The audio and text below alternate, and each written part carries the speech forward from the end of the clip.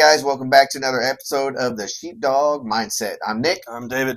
Welcome back. I think we had the last couple episodes. We were doing some stuff on some equipment training, and then we got into the importance and why we should do reality-based training. Right. I think we're going to jump back into the internal side of the church. Something that came on me that I really want to talk about. I think it's a good time and a good thing to talk about is kids area. Yep. Kids area responsibility, and then how and what does that look like? Like not just as far as a security officer, but or a guard, but what about protocols? Right. What We're all about the way down to we episode 10. We're going to talk about what I consider the most important part of what we do, which is protecting the children. Excuse me. Test those mics. The kids area, there's a whole lot of things there. There's access, who has access. There's the training aspect of it. There's communication issues that you might have between the kids area. You're working with volunteers who are not part of the security. They're not security minded, and yet they still kind of have to be. So there's a whole lot of different things that we can touch on with that, and we'll try to keep it to 20, 25 minutes. But the kids area, usually there is a kids area. It's usually a section of the building that you're going to station specific people who want to work with those kids. So I guess the first thing to talk about is what does a check-in look like? A lot of people ask us that because I've seen everything from, we all know each other, and I've known this family for 15 years. And, well, we just kind of watch the kids and see if they seem distressed when they're leaving. If they are, we don't let them go. If they seem to know the person, we let them go. Yeah, and I've heard several things before, too. It's like, because, some of the concepts of, well, we're a small church, so we know everybody. But do you know all of their aunts and uncles and people that could be picking these kids up? Right. Do you know who's supposed to, all the information of how to get in contact? That's why I think the protocols that we kind of, I guess, recommend are in place are so important. Like the checkout procedures, check-in and checkout procedures, and why they are the way they are, and what needs to happen in order to, because we understand that mistakes happen. Right. We understand that people lose, whatever ticket or tab or sticker that you got to get your kid, or something like that. But there's other ways that we can verify it. And I think that's important. Of course, there are some parents that don't necessarily, it's my kid, give me my kid kind of thing. But again, there are certain things that we believe need to be in place for certain reasons, and we're going to kind of talk a little bit about them too. So we talk about the security stuff and the sanctuary, and pretty much everything we've talked about up to now. We talk about being quickly and effectively reactive. With kids, that's the one area where I think we can afford to be proactive, which is to create policies, strict policies that must be followed by everyone from the pastor right down to the visitor. So we can set that up, and understanding that it's not a violation of somebody's rights to have a rule in place to say that you have to, if you want to come worship with us, this is the way we handle our children in the church. It's okay to do that. And one of the things that I think we need to do is be a little bit more strict about that. In the state of Texas, I'm talking about Texas only, you can't kidnap your own child. It's not a crime. I could have a 16-year-old kid out there that I've never even seen, and I could forcibly take that child, stick them in a car by force, and you can't charge me with anything because you're not kidnapping a child, but your biological child. So are we okay with that? Are we okay that dad is making some bad decisions and using substances he shouldn't, and he beat mom up last night, he got out of jail at 3 a.m, and now he wants to take the kid and make a run for Mexico? Legally, we might be okay, but are we really okay with that? So even in your small town churches and your good community, you don't know specifically what's going on in somebody's life all the time. People don't show you the reality. So we have to be a little bit sticklers about our kid stuff. So, well, yeah, I think of the other side of that too is like, you don't have to let the church watch your kid. That's not a mandatory thing that you have to drop your kids off in the kids area. But what you're doing is you're relinquishing that responsibility to protect your kid with the church staff, and with those people. It's a trust thing. And so we are going to stick to our guns when it's in reference to trust, even if there's a mistake or fact or whatever else the case may be, because that's the trust part of it, right? I mean, I know I would probably be upset if I couldn't find my sticker and they had to go look me up on the computer, and I've got somewhere to be, and I'm going to miss the football game or whatever the case may be. But understand, in the long run, I know that the importance of the safety aspect behind that, and that they are just doing what they should and need to do to make sure the children are safe. And we explain that to them. If we get one that's upset about it, we make sure that they understand they haven't been singled out. We've gone so far as to have pastors have been like, I forgot my ticket, so I got to go find my wife and get my ticket, just to say, look, this person has the keys to the building and they still follow the rules, so we expect you to do the same thing. And I, as a parent, If somebody explains it to me as the reason we're doing this is because your child is our most precious commodity and we're going to keep them safe at all costs, I can't argue with that. Yeah. So having a policy, written down policy that's practiced and is practiced by everyone, not just select few, not just the visitors, but everyone, is crucial. We put background checks and things like that. There's all kinds of systems out there. You can create your own system if you want to. The most commonly used that we see has to do with checking the child in at some kind of check-in station where stickers are created. Sticker goes on the back of the child so they don't take it off. And then they go in and they do their thing. And we jokingly call the other side of it the claim ticket. You need your claim ticket to pick your bags. You need a claim ticket for your child. Don't give the ticket to somebody else because I'll give your child to them. We wouldn't, but we kind of joke with them that way. Some of those systems, like the Raptor, they'll actually do background checks, small background checks on those people. I'm not saying they're a bad thing.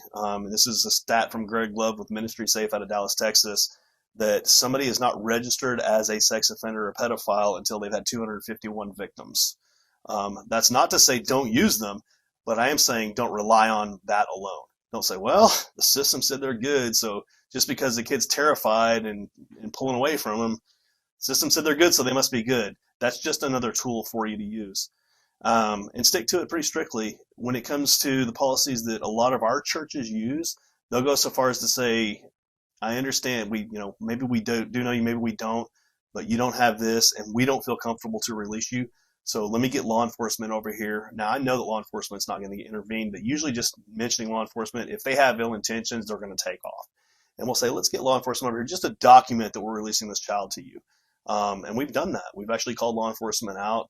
It was their custody issues, like who's supposed to have legal custody, guardianship. Grandma's supposed to have the kid or the uncle or whoever because of CPS, and there's all different kinds of situations that could warrant that kind of thing. But the key is to understand that there's a protocol or a procedure in place to that we abide by to make sure the kids are safe. And even when it comes to referencing how do we check them. How do we check the kid in, check out all the different systems that they have now? I mean, all the schools that use. I mean, they'll take a picture of you as you drop your kid off, so they have a picture on the sticker with the name, and there's all these different things. And then people ask, what if I have somebody else pick the kid up? And okay, well, you're exchanging the stickers, all this other stuff. We understand that, right? But it's important to have these protocols in place and to make sure that our staff is aware or that knows what to do in case they have a disgruntled parent or in case there's something that, maybe they can't find this person that's coming to pick them up. But that's the system. It's not, and I don't like the, raffle ticket kind of mentality where you just, pull a sticker on a number or ticket on the number and, just make sure you bring that back like you're checking in a coat. These are kids. We got to make sure that we're using good, proper systems to identify. Maybe it's through IDs, or we do a registration where they have all the info for the kid's parents, who is authorized to pick that kid up if this parent doesn't pick them. It's the same as school systems, and it should be at churches. It's probably one of the big things we actually do see, that security relations. If you ask a security team at any given average sized church, what security issues have you had? A lot of times it has to do with, grandparents want to pick up the kids and they weren't on the list and it caused an issue. Okay, if that happens, it happens. But we're gonna protect those kids, even if it's embarrassing for us. Let's talk about the staff. What the staff? They're gonna have to be held to a little bit higher standard as far as backgrounds. I do recommend running a actual background check on them, making sure that we don't have folks back there that aren't supposed to. You have they're going to be nurturers by instinct, but they also need to be able to. And I've stood in front of teachers and said, how many of you would die for these kids? And seen hands go up and be like, oh man, that brings a tear to my eye. Y'all would die for your kids that you don't even know. That needs to be there. They need to be the ones who are okay to be confrontational. They're going to play ball. They're going to do what they do. They're going to teach God. They're going to do their primary job, but they're going to understand that security is an aspect of what they have to do. So run that background check on them. Put them through some medical. Put them through choking hazards, pediatric CPR, things like that. Make sure that their communication is set up. I go in and audit churches all the time. Mostly our church is the Sheepdog Defense Group. But I'll go in, and that's one of the first things I do is go to the kids area and find somebody who doesn't know me and act like I don't know anything about the church. Hey, tell me about the church. So are you guys CPR trained? And meanwhile, I'm looking around. So have y'all done, I see you have security here. Do you train with security? And then I'll identify myself to them and ask them, okay, what would you do if I'd been violent? how are you going to call security? And I see if they have an answer for that. Yeah. Well, we have a phone app, or we have a radio, or whatever it is. If they have something to rely on, and then let's find out if they're training with security. We like to go in. Part of our program is we'll come in and we'll train the staff for free. It's part of the package because I want the staff that's working with the kids, they're not security, to understand how we do things so that we can complement each other. They need to know how to lock the door and put the kids in the hard corner, and they need to know how to keep the kids safe, and they need to know what we're going to do. So getting that training leg of that with those volunteers, and that can be very difficult because you're talking about, now you're not even talking about the guys who volunteered to do security. You're talking about the guys who volunteered just to take an hour extra on Sunday to go to one service and volunteer in another, and telling them, hey, I need you to come up here and train with us for 3 hours on a Wednesday night. Sometimes it's not so easy to do, and I need you to be able to come to this class on CPR and choking hazards, and we need you to take a class on how to recognize that child's doing an outcry for a sexual assault or something like that. That's not something that people just inherently know sometimes. They need to know those signs, and then they need to know, when are we supposed to say something? Yeah, and it's important to have at least a baseline of knowledge to understand. Like, just if you have a somebody that's wants to start volunteering in the kids area, having a almost like a new hire book, just a list of things, of protocols, so that they have rules. They have, this is what responsibilities are. This is what couldn't happen, or what you need to be prepared for, or ready for. These are the steps you need to, or just baseline information to have an idea, right? So if we have some kind of idea, then it speeds up our decision-making process, right? So it's like the same thing with reality-based training, like we talked about last time. The experience of going through something in order to have a better idea of what decision is appropriate to make. Right. So if you take somebody and just throw them the kids, all right, just watch these kids. Well, okay, well, now what, right? And especially, kids are kids. They get into something. Like David's talking about choking hazards, or what's the age group? What's how big is it? How big's the ministry? All that other stuff comes into play.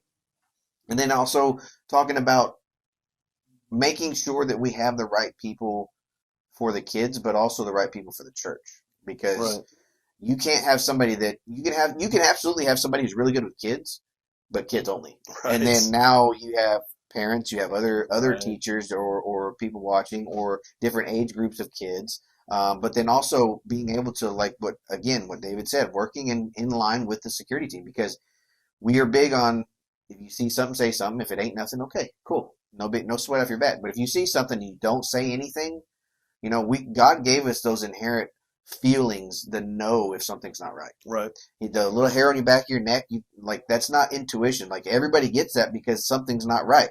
Like, we are meant to be in connection with one another. So if somebody walks into your church, and we can give you multiple examples of actual incidents, and people will look at them like, ooh, something's not right with that person, man. Something's just giving me the heebie-jeebies about that person or something, but they don't say anything. Right. And then what happens is you end up having a mass casualty incident, or whatever the case may be.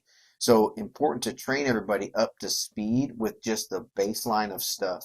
All right. First aid, medical, what to do, see something, say something, who to communicate with, and how. And just like with our role players, we talked about, you have some that you really like that do better at this job than others. You're going to have the same thing in the kids area, the volunteers in the kids area. You're going to have some that are your regulars, and they like to work with the 6 and 7-year-olds.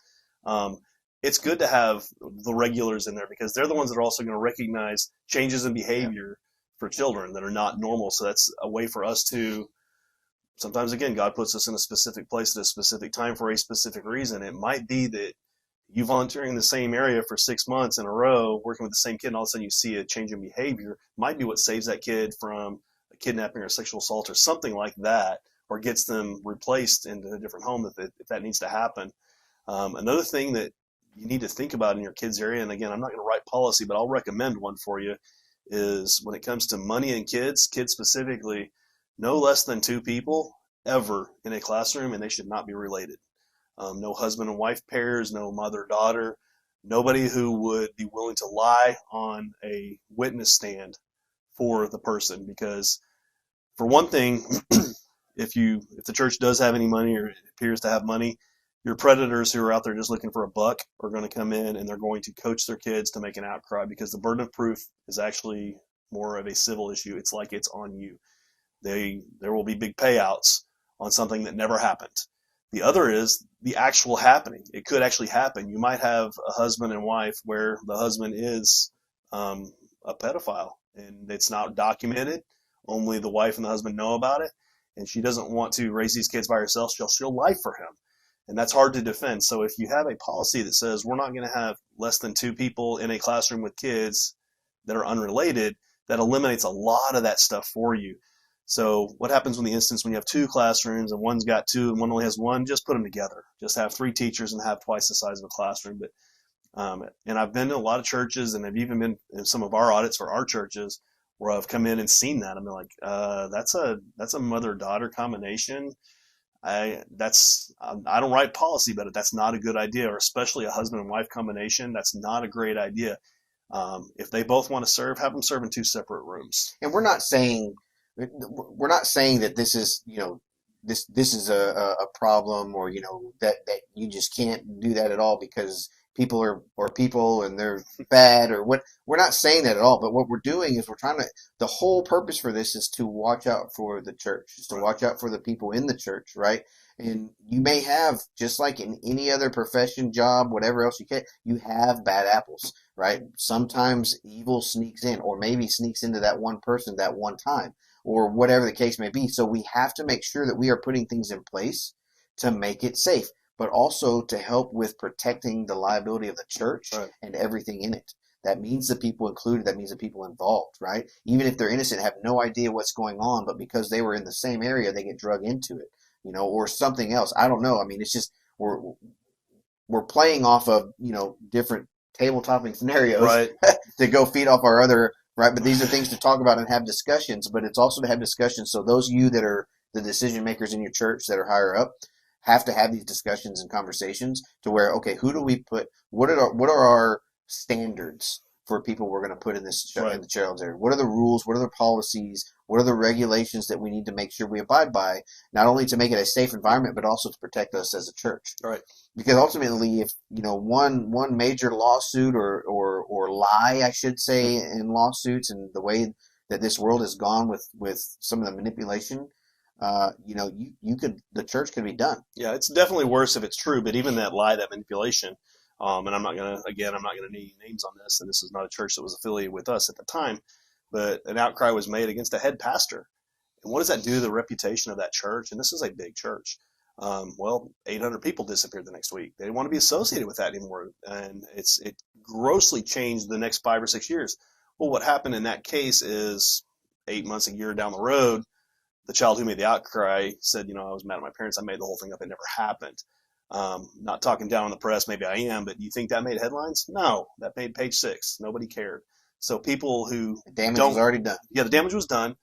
It's irreversible damage, and it's people to this day would still, unless they investigated the outcome of that story, would still think, oh, that pastor did it when he didn't do it. So if we set ourselves up with cameras, policies, things like that will stop us from having those things even be possible, it greatly enhances the church experience for people, and it keeps your doors open.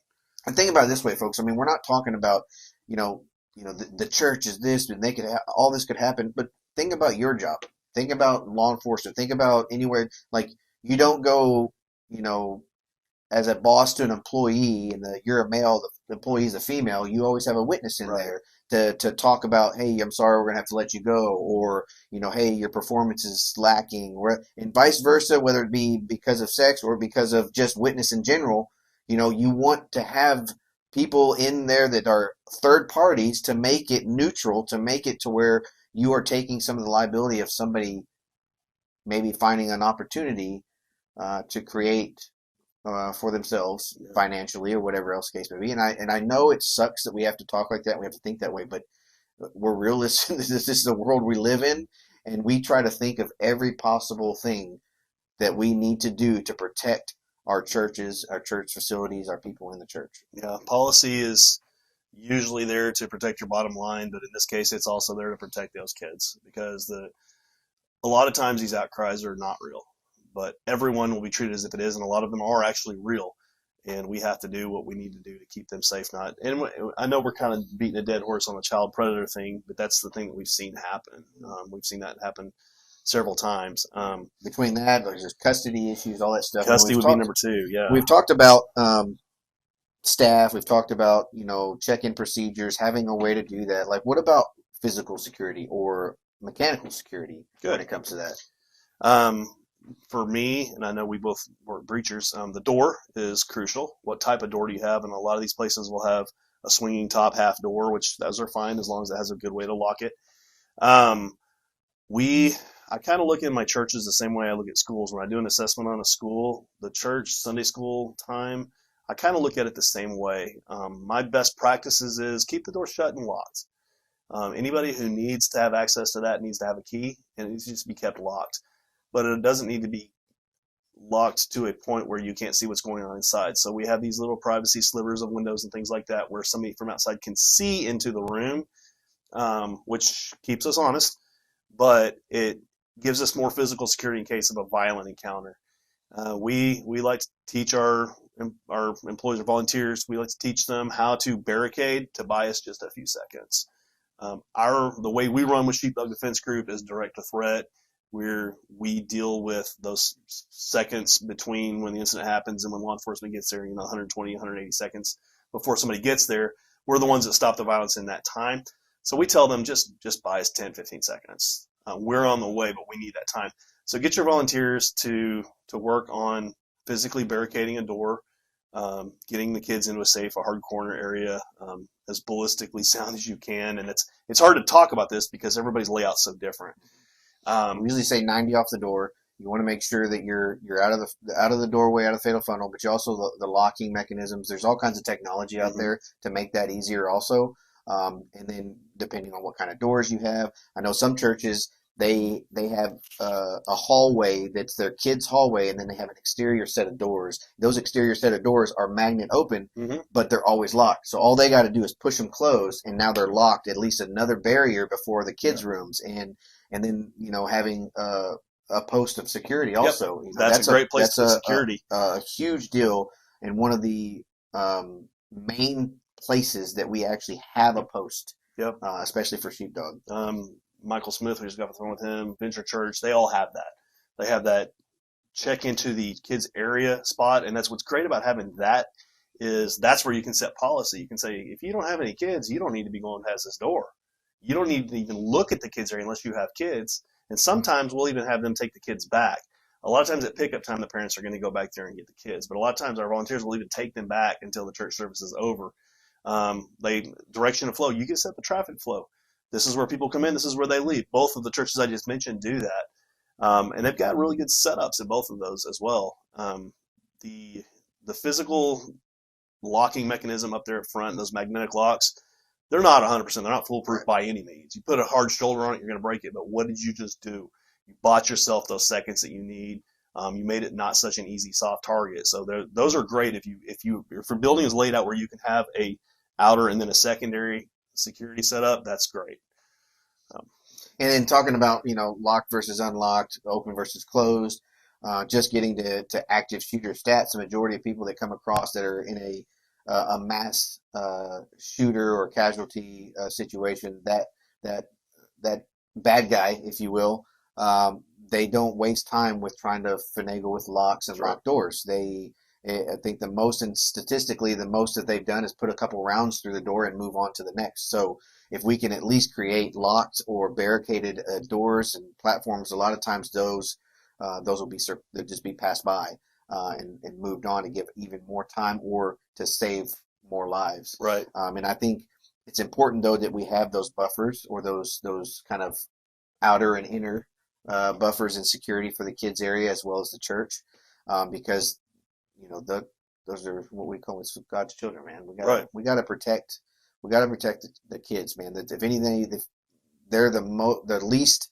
likely to be able to protect themselves, right. And we have to do a better job at making sure they're safe, not only with who we put around them, but also how we secure them if something bad happens. Right. I think it's super important, especially when we train with Sheepdog Defense Group. That's a post. Like that person knows, and we've talked about it in previous episodes before. But a post is a post. Post, you don't leave. All right. You hear shots coming from somewhere else, screams, yells, helps, all for help or whatever else. Your job is to hold that line. Yep. Don't leave. You're the last line of defense when it comes to the kids area, and that's important for those that don't have security. If you have safety officers or safety teams and stuff like that, you need to understand that that's a priority. Yep. It has to be. It's one of the most, if not the, it's one of the most important posts that we hold at any church. And it leads me to think about as some of our churches are growing, and I've actually seen I've talked to people and heard the responses to having visitors come in and say, I've got kids, but they're not here. I'm just kind of shopping churches right now. What's your kids area look like? You can see it, but you're going with security. We're going to walk you back there. Not the person holding the post. He's going to get on his radio and call somebody else. And a lot of our church, and even if they have kids and they want to take them back there, we'll escort them back there because the kids aren't getting checked in that day or whatever. We'll take them back there. And some people would look at that as, well, that's going to chase people away. It does not. It does the opposite.